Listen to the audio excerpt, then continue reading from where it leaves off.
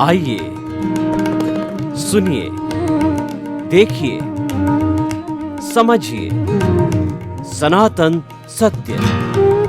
जैसी दृष्टि वैसी सृष्टि, दृष्टि विज्ञान। कुदरत, कुदरती रचना एवं कुदरत के कानून से शाश्वत सुख की प्राप्ति।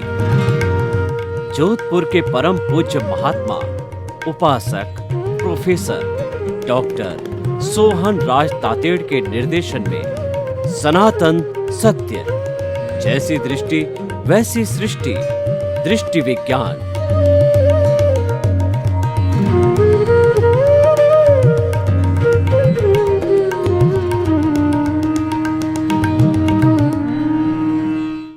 ओम ह्रीं नमो अरहन्ताणं। ओम ह्रीं नमो सिद्धाणं। ओम ह्रीं नमो आयर्याणं। ओम ह्रीं नमो उवज्जायाणं। ओम ह्रीं नमो लोये सव साहुणं।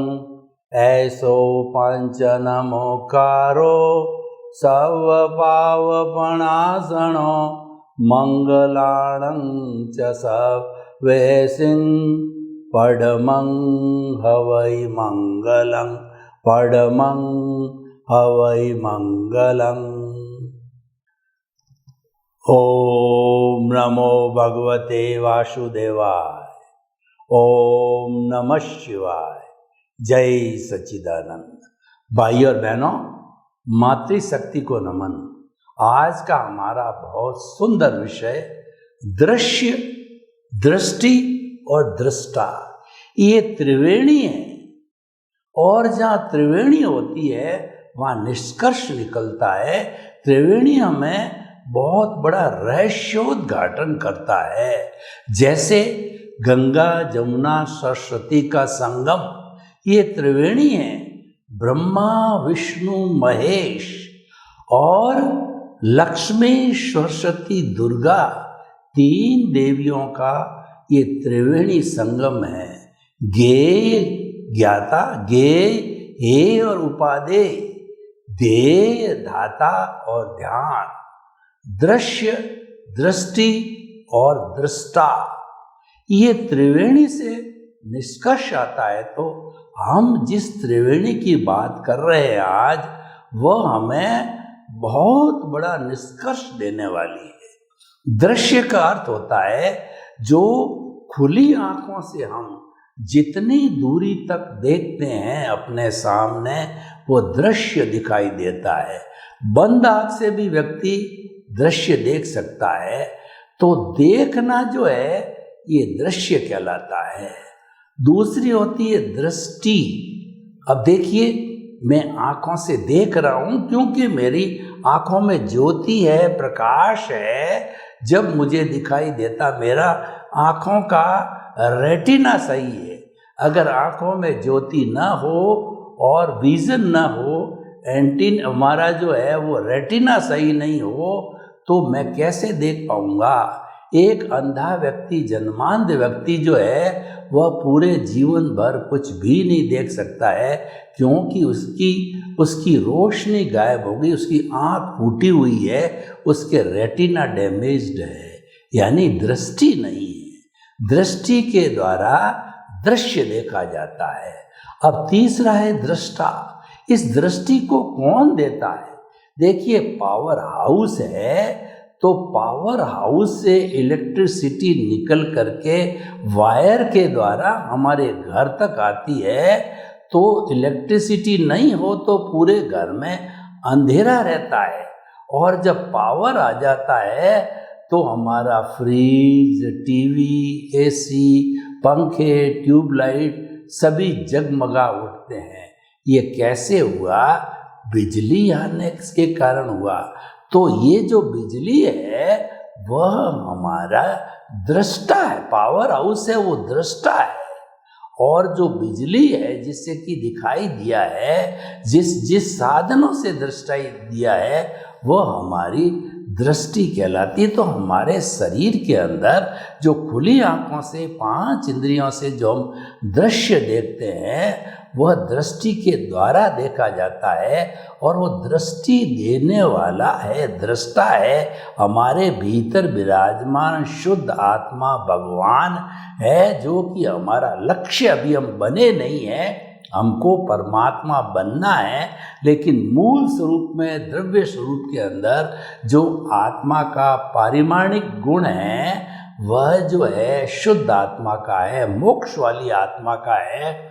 सिर्फ अज्ञान के आने के कारण वो आवृत है, और जो ही अज्ञान को मिटा दिया जाता है तो ये शुद्ध स्वरूप आत्मा सिद्ध बुद्ध मुक्त बन के सिद्ध शिला में विराजमान होकर के शाश्वत सुख को प्राप्त कर देती है।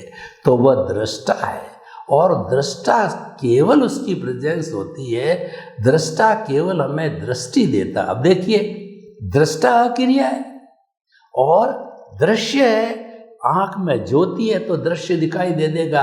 तो इसका मतलब इम्पोर्टेंस किसकी हो गई तीनों में? वैसे तो हर एक की अपनी अपनी इम्पोर्टेंस है, लेकिन मेन सारा एग्जीक्यूशन करने वाला प्रोसेसिंग हाउस कौन सा है? वह प्रोसेसिंग हाउस है दृष्टि।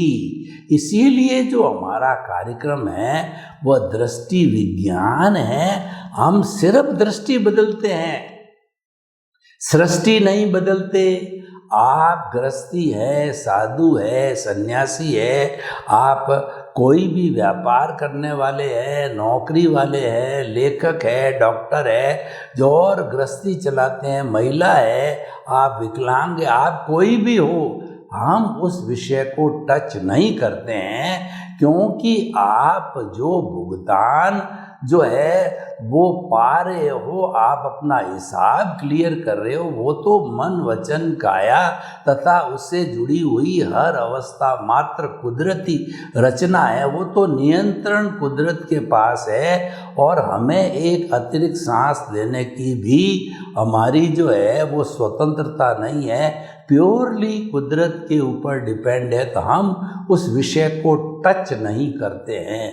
जो हमारे हाथ में है, जो हमारे पावर में है, जो हम कर सकते हैं, वो है हमारा आर्ट ऑफ द विजन, दृष्टि विज्ञान, जो जिस पर कुदरत का कानून लागू नहीं होता, कुदरती रचना लागू नहीं होती है। उस आर्ट ऑफ द विजन है वो भावों पर कार्य करता है, और हमारा मन वचन कार्य है, काया जो है ये जो है वो क्रिया पर काम करता। बेसिक डिफरेंस जो है मन वचन काया और विजन में ये है, एक तो भावों से नियंत्रित होता है और एक संजोगों से नियंत्रित होता है और क्रिया करता है। और क्रिया मात्र जो है अवस्था होती है, अवस्था मात्र विनाशी होती है, अवस्था टेम्परेरी होता, अवस्था आती है और चली जाती है। अवस्था का नाम ही संसार है और वह समाप्त होने वाली है। सुख आता है तो दुख भी आता है, दुख चला गया सुख आएगा, सुख चला गया दुख आएगा, ये बदलते रहते हैं, ये अवस्थाएं हैं। तो अवस्था में ज़्यादा डीप जाने की जरूरत नहीं है, क्योंकि बदलाव हो रहा है। लेकिन जो चीज़ परमानेंट है, फॉर एवर एक ही जैसी रहने वाली है, उस पर कंसंट्रेट करना वह है दृष्टि विज्ञान, वह है आर्ट ऑफ द विजन। तो हमने जिस दृष्टि की बात कही वो आर्ट ऑफ विजन में जो मेन काम करने वाला है वो हमारा प्रतिष्ठित आत्मा है। मूल आत्मा क्रिया कुछ नहीं करती है, और हमारा ये शरीर है मन वचन काया रूपी, ये तो जड़ है, जड़ कुछ कर ही नहीं सकता। ये तो पिछले जन्म के कर्म के भुगतान के लिए मिला है। तो सारा पुरुषार्थ, चाहे रियल हो, चाहे रिलेटिव हो, चाहे अज्ञा हो, चाहे प्रज्ञा हो, चाहे मोक्ष का काम हो, चाहे संसार का काम हो, चाहे भावों का काम हो, चाहे भुगतान का काम हो, सारा जो करती है प्रोसेसिंग हाउस प्रतिष्ठित आत्मा करती है। और वो प्रतिष्ठित आत्मा का जन्म भी अज्ञान के कारण होता है। जब अज्ञान समाप्त होता है तो प्रतिष्ठित आत्मा भी समाप्त हो जाती है, क्योंकि अज्ञान नहीं रहता है तो मुक्त आत्मा बिना शरीर नहीं रह सकती, वो तो मोक्ष के अंदर चली जाती है। तो प्रतिष्ठित आत्मा इसीलिए है, अभी तक अज्ञान खड़ा है। तो देखिए, हम जो इस दृष्टि की बात करते हैं, इस दृष्टि को थोड़ा और गहरा समझते हैं कि देखिए, ये जो हमारी प्रतिष्ठित आत्मा है, ये चार्ज और डिस्चार्ज दो रूप में काम करती है। जब लाइव होती है तो इसके अंदर मन, बुद्धि, चित्त और अहंकार, ये अंतःकरण होता है। तो अंतःकरण के कारण जो है वर्तमान का जो हमारा ज्ञान दर्शन, पूर्व जन्म का ज्ञान दर्शन जो कैरी फॉरवर्ड हुआ है, और हमारा इंटरेस्ट क्या है, हमारा इंटेंशन क्या है, और वर्तमान के संजोग, द्रव्य, क्षेत्र, काल, भाव कैसे काम करें, इन सब की समन्विति, इन सब से जुड़ करके भाव पढ़ते हैं। और इन भावों को जो है, वो भाव कैसे पैदा होते हैं और भाव कैसे होने चाहिए, वह हमारा दृष्टि विज्ञान है, और उसमें हम स्वतंत्र हैं। भाव भी जो है तीन तरह के होते हैं। एक भाव तो होता है हमारा अशुभ भाव, हिंसा का, झूठ का, कपट का, क्रोध का, वो तो हमको करना ही नहीं है, क्योंकि हमारा जो सनातन सत्य कार्यक्रम है, यह जो है बुराई करने की प्रेरणा नहीं देता है। और ये तो कुदरती रचना और कुदरत के कानून पर आधारित होता है। तो कुदरत क्या है कि जहाँ पर 6 तत्व होते हैं, चेतन, अचेतन, मोशन, रेस्ट, टाइम और स्पेस, इन 6 द्रव्यों के समवाय को हम कुदरत कहते हैं। और इस कुदरत में ही लाइफ होती है। और जहाँ पर केवल एक द्रव्य, आकाश द्रव्य होता है, वह अलोक कहलाता है, और 6 द्रव्यों वाला लोक कहलाता है। लोक में ही जीवन है, अलोक में जीवन नहीं है, वहाँ केवल एक तत्व आकाश है। तो हम तो लोक की बात कर रहे हैं जहाँ पर जीवन है। तो ये कुदरत, और इनकी अवस्थाएं बदलती रहती है। इन अवस्थाओं के बदलने को कुदरती रचना कहते हैं। और ये कुदरती रचना किसी नियम पर आधारित होती है, ये कुदरत का कानून कहलाता है। प्राकृतिक रूप से सूर्य जो है समय पर उगता है, समय पर अस्त होता है, रात में चंद्रमा आता है, सर्दी, गर्मी, बरसात जो ऋतुएं आती है, और समुद्र में ज्वार भाटा आता है, सुनामी आता है, और जो महामारी आती है, अतिवृष्टि होती है, अनावृष्टि होती है, ये सब प्राकृतिक जो है वह कुदरत का संचालन है और कुदरती रचना है। और एक व्यक्तिगत रूप से होती है, वो कहलाती है हमारी व्यवस्थित शक्ति। कर्ता व्यवस्थित शक्ति है, साइंटिफिक सर्कमस्टेंशियल एविडेंसेज है, जो कि कुदरत का हिस्सा है, और द्रव्य, क्षेत्र, काल, भाव के आधार पे हमको प्रभावित करती है। यानी हमारा उदय और प्रारब्ध जो है उसके अनुसार होता है। कुदरती रचना और कुदरत के कानून के और कुदरत के संजोगों के अधीन होता है। तो हम इस सनातन सत्य के द्वारा जो आपको आर्ट ऑफ द विजन देते हैं, यानी आपकी दृष्टि परिवर्तन करते हैं, आपकी रॉन्ग बिलीफ को समाप्त करके राइट बिलीफ देते हैं, तो वो सारा कार्य दृष्टि का है। ये दृष्टि जो है वो भगवान कृष्ण ने अर्जुन को दी थी। जब अर्जुन को जो है वो महाभारत के युद्ध के सेंटर में लाया गया, आमने सामने सेनाएं खड़ी थी, और भगवान कृष्ण को जो है अर्जुन के सारथी थे, तो अर्जुन ने अपने हथियार डाल दिए और उसने भगवान कृष्ण को कहा कि सामने मेरे विश्व पितामह है, और मेरे जो गुरु द्रोणाचार्य है, कृपाचार्य है, मेरे भाई है, भतीजे है, ताऊ है, मेरे चाचा है, उन सब से जो मैं किस तरीके से लड़ाई करूं, और लड़ाई करके कुछ जो ज़मीन का टुकड़ा भी प्राप्त कर लूँगा, तो मुझे क्या लाभ होने वाला है। तो कृष्ण भगवान ने समझा, युद्ध तुम्हारे पे थोपा गया, तुम क्षत्रिय हो, पीठ नहीं दिखा सकते हो, बहुत प्रयास कर लिए है, और मैं स्वयं शांति दूत बन के गया। धृतराष्ट्र को मैंने कहा कि 5 पांडव है, एक एक वो राजा होने के नाते एक एक को एक गांव दो, उसी में वो संतुष्टि कर लेंगे। लेकिन दुर्योधन बीच में बोल पड़ा, मैं तो एक सुई की अणी जितनी भी जमीन देने को तैयार नहीं हूँ। और भगवान को, कृष्ण को गालियाँ दी, छलिया बोला, उनको जो है कैद में डाला, उनको जो है वो जंजीरों से जकड़ दिया। लेकिन वो तो वासुदेव है, तो उसका उन पर कोई असर नहीं हुआ। पर ये जो है अधर्म पर धर्म की जीत है, ये समय परिवर्तन है और ये कुदरत के अधीन है और ये नियति थी, नियति का योग के कारण हो गया। तो भगवान कृष्ण ने अर्जुन को क्या समझाया? अर्जुन को दृष्टि दी, वही दृष्टि जो हम आपको दे रहे हैं। उन्होंने कहा कि ये जो लड़ाई करने वाला जो गांडीवधारी अर्जुन है, वो तो मन वचन काया का पुतला है, ये अलग है। और तुम तो मन वचन काया से मुक्त ऐसे शुद्ध आत्मा हो, तुम अलग हो, ये अलग है। लड़ने वाला दूसरा है।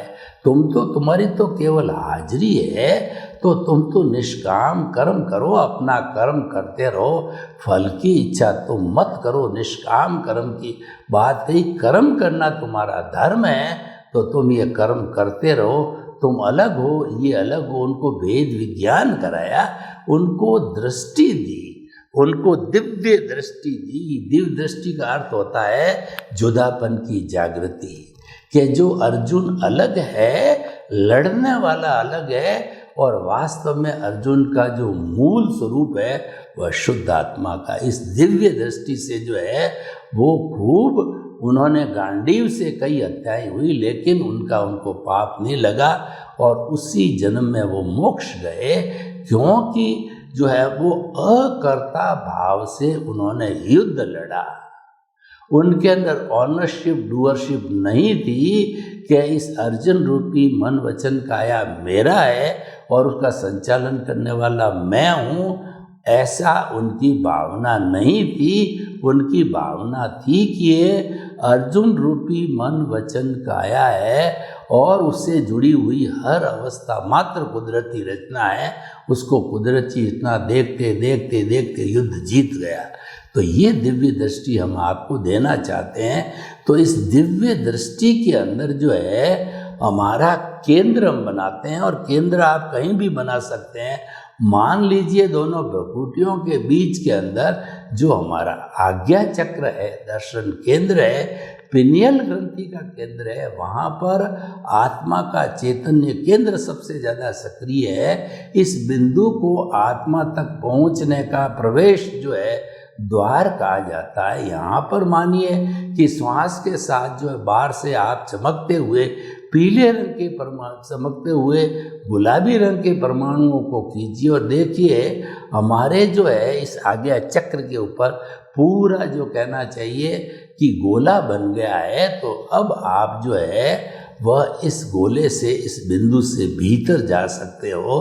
तो आपको दिव्य दृष्टि हम ये देना चाहते हैं कि इस केंद्र के अंदर जो है आपका जो शुद्ध आत्मा प्रभु है उसको स्थापित करो, और शेष आपका मन वचन काया तथा उससे जुड़ी हुई हर अवस्था जो है, आपकी धन है, दौलत है, परिवार है, और जो उसके साथ साथ के अंदर आपका जो है वो पद है, प्रतिष्ठा है, वो सारी परिधि है।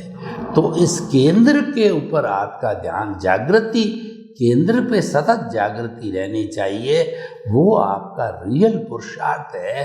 तो जब उस पर आपकी सतत जागृति रहेगी और आप अकर्ता बने हुए हो, यानी कि आप जब अकर्ता बन जाते हो तो निमित्त निर्दोष या कर्ता और शुद्ध आत्मा का जो है कंसेप्ट आपके भीतर ऑटोमेटिकली आ जाता है। इस दुनिया का हर व्यक्ति अकर्ता है, निमित्त है, निर्दोष है, और वो शुद्ध आत्मा स्वरूप है। भगवत स्वरूप जो है हर जीवित प्राणी में आप देखना प्रारंभ कर लेते हो। जब हम ये तपस्या करने लग जाते हैं तो तपस्या करते करते जो हमारा जो परिधि है वह परिधि छिन्न भिन्न होने लगती है, कर्म जो है वो झड़ने लगते हैं। तो धीरे धीरे ये परिधि समाप्त हो जाती है और केवल जो है वो शुद्ध आत्मा स्वरूप होता है, अज्ञानता समाप्त हो जाती है। तो हम जिस दृष्टि की बात कर रहे हैं, यानी जो ये हमारा प्रतिष्ठित आत्मा है, यह भी समाप्त हो जाता है। और ऐसी स्थिति के अंदर जो है हमारा जीव जो है वो केवल दर्शन को प्राप्त करके और केवल ज्ञान को प्राप्त और सिद्ध बुद्ध और मुक्त बन जाता है। तो भाई और बहनों, हम आपको ये बताना चाहते हैं कि ये सारा दृष्टि विज्ञान का खेल है और ये आपको जीवन पर्यंत करना है। तो इस दृष्टि विज्ञान को, इस आर्ट ऑफ द विजन को पाने से हमको क्या होगा कि नए कॉजेज नहीं पड़ेंगे और हमारा जो कुछ भी पुण्य संचय होगा वो मोक्ष के लायक और सहायक होगा। यानी कि हमारी अज्ञा जो पिछड़ने लग जाएगी और हमारी प्रज्ञा जब जो सक्रिय हो जाएगी, तो प्रज्ञा मोक्ष की प्रतिनिधि होती है। वह हमें सचेत करती करती जो है हमें मुक्ति की ओर ले जाने वाली हो जाएगी। यानी हमारा सम्यक ज्ञान दर्शन है, उसका डेवलपमेंट चालू हो जाएगा और हमारे अकर्ता भाव से जो दर्शन मोहनीय है, वो जो कि अनंतानुबंधी कषाय है, वह भस्मीभूत हो गया, दर्शन मोहनीय समाप्त हो गया। और तो उसके कारण से जो है हमारा मोहनीय कर्म ढीला पड़ गया और सम्यक ज्ञान सम्यक दर्शन से ज्ञानावर्णीय कर्म दर्शनावर्णीय कर्म ढीले पड़ने लग जाते हैं, छटने लग जाते हैं। तो इसको छटने से हमारा अज्ञान है, वो अज्ञान जो है वह एकदम जो है वो भूलने लग जाता है। और धीरे धीरे जब अज्ञान जीरो हो जाते हैं, तो यही दृष्टि, यही प्रतिष्ठित आत्मा समाप्त हो जाती है और फिर हमको कोई पुरुषार्थ करना शेष नहीं रह जाता है। और जब पुरुषार्थ शेष नहीं रहता है तो वह केवल दर्शन की अवस्था आ जाती है। तो वह संपूर्ण पुरुषार्थ होने के बाद में, केवल दर्शन होने के बाद में अगले जन्म के अंदर केवल ज्ञान स्वरूप परिणाम मिलेगा। वो हम जो है उसको भुगत करके, उसका प्रारब्ध और उदय करके जो है हम सिद्ध बुद्ध और मुक्त बन सकते हैं। तो भाई और बहनों, हम आपको बताना चाहते हैं कि मुख्य रोल है वह दृष्टि का है। तो हमको तो है दृष्टि बदलनी है, हमको सृष्टि नहीं बदलनी। सृष्टि बदलने का अर्थ ये है कि मन वचन काया की शुभ प्रवृत्ति करते रहो। मन वचन काया का सुधार करना है। मन वचन काया में कोई भी अशुद्धि आ गई है, उसका सुधार होना चाहिए। ये हमारा जो है कॉन्सेप्ट नहीं है, पुण्य और पाप से जुड़ा हुआ है। यानी पुण्य और पाप जो है ये लोहे और सोने की बेड़ी है। हमें पुण्य पाप से भी मुक्त होना चाहिए, क्योंकि पुण्य पाप जब हमने एक बार इस तरफ चले गए और हमको मान लिया कि अच्छा जन्म मिलेगा, मनुष्य का मिलेगा अगला जन्म या देवता का मिलेगा, लेकिन ये दोनों गतियाँ संसार को भटकाने वाली है, संसार में और लंबा चलाने वाली है। क्योंकि जो है अगर हम देव गति में भी चले गए तो मिनिमम 10,000 ईयर और अधिकतम जो है वो हमारा 33 सागरोपम का जीवन, यानी बहुत लंबा समय तक हमें देवलोक में रहना पड़ेगा। तो हम जो है उस अवस्था के अंदर मुक्ति और हमारी डिले हो जाएगी। तो हम तो ये चाहते हैं कि हमारी मुक्ति का रास्ता जल्दी से जल्दी जो मिले। तो हम दृष्टि के अंदर जो है वह हम उसको दृष्टि के अंदर भावों में उसको फिट करते हैं, समझ के अंदर फिट करते हैं, क्रिया से नहीं जोड़ते हैं। तो जब ये हमारा जो सम्यक ज्ञान सम्यक दर्शन रूपी शुद्ध हो जाएगा, तो शुद्ध होने पर हमारे नए कॉजेज नहीं पड़ेंगे और हम जो है केवल दर्शन को प्राप्त कर सकते हैं। तो भाइयों और बहनों, हम आपको ये बताना चाहते हैं कि आप हमेशा जो है अपने दृष्टि पर कंसंट्रेट करते रहिए। और दृष्टि में भी खास तौर से ये देखना है आपको कि जो है हमारे उसके अंदर दोनों के अंदर मुक्तता रहनी चाहिए। यानी मन वचन काया कुदरती रचना से मुक्त, ऐसा मैं शुद्ध आत्मा हूँ। उसको मन वचन काया को कुदरती रूप के अंदर समझना चाहिए और उसको कुदरती रूप में समझ करके और हम उससे अलग रह सकते हैं। और जब अलग रहना मुक्त नहीं हो, उससे मुक्त रहेंगे तो निश्चित तौर से जो राग द्वेष रूपी भुगतान उदय प्रारब्ध चल रहा है, तो उस भुगतान के अंदर हमारा जुड़ाव नहीं होने से राग द्वेष और आगे नहीं बढ़ेगा, बल्कि वो शिथिल होता रहेगा। और ये हमारी जुदापन की जागृति, हमारा भेद विज्ञान है, ये हमारा दृष्टि विज्ञान है। तो हमें जो है उसमें पूरा से पूरा इंटरेस्ट, हमारी भागीदारी कहिए या हमारा पुरुषार्थ रियल कहिए, उसमें अधिक से अधिक समय लगाना है। इसी से हमको जो है अनुभव की प्राप्ति होती है। अनुभव का अर्थ होता है कि आत्मा का अनुभव करना। ये अनुभव धीरे धीरे जब बढ़ता जाएगा तो बढ़ते बढ़ते जब 360 डिग्री का हो जाता है तो केवल दर्शन पुरुषार्थ की अंतिम जो है इकाई हमको मिलती है। सर्वे भवन्तु सुखिनः, सर्वे सन्तु निरामया। लोक के सब जीवों को सुख मिले, शांति मिले, आनंद मिले, प्रेम मिले, सौहार्द मिले। आपके प्रति मंगल।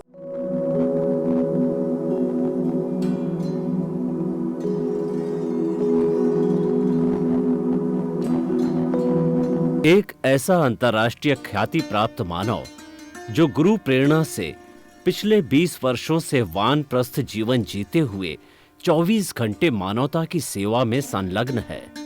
एक ऐसा मानव जो अभी राष्ट्रीय, अंतर्राष्ट्रीय टीवी चैनलों पर 7,500 एपिसोड के माध्यम से सनातन सत्य, आत्मविज्ञान एवं पुनरुत्थान, व्यवहार एवं निश्चय जगत के जीवनोपयोगी विषयों पर हृदय स्पर्शी प्रवचन कर चुका है। उस मानव का नाम है महात्मा उपासक प्रोफेसर डॉक्टर सोहन राज तातेड़। प्रोफेसर तातेड़ द्वारा योग, दर्शन, शिक्षा विषयों पर रचित पीएचडी स्तर के 250 शोध ग्रंथ भारत के 100 प्रतिष्ठित विश्वविद्यालयों में शोधार्थी पढ़ रहे हैं तथा वे सभी शोध ग्रंथ वहां की सेंट्रल लाइब्रेरियों में उपलब्ध हैं। महात्मा सोहन राज ने अभी तक हजारों स्कूलों, कॉलेजों, विश्वविद्यालयों एवं संस्थाओं में सेमिनार, वर्कशॉप, कैंप लगाकर लाखों विद्यार्थियों को योग, दर्शन, शिक्षा का प्रशिक्षण देकर उन्हें सुसंस्कारित किया। डॉक्टर तातेड़ ने भारतीय संस्कृति उत्थान के 4000 से अधिक समसामयिक विषयों पर आर्टिकल लिखकर ऑनलाइन जर्नल, पत्रिकाओं, वेबसाइट्स पर प्रकाशित किया, जिसका उपयोग लाखों पाठक कर रहे हैं।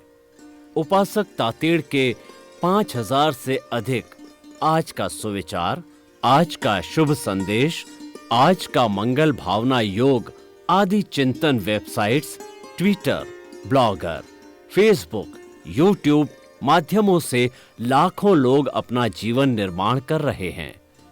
मानवता के मसीहा ऐसे महामानव महात्मा सोहन राज तातेड़ के प्रोफाइल को अभी तक विश्व के 20 लाख दर्शक यूट्यूब पर, 12 लाख गूगल पर एवं लाखों दर्शक फेसबुक, ब्लॉगर, ट्विटर और इंस्टाग्राम पर देख चुके हैं।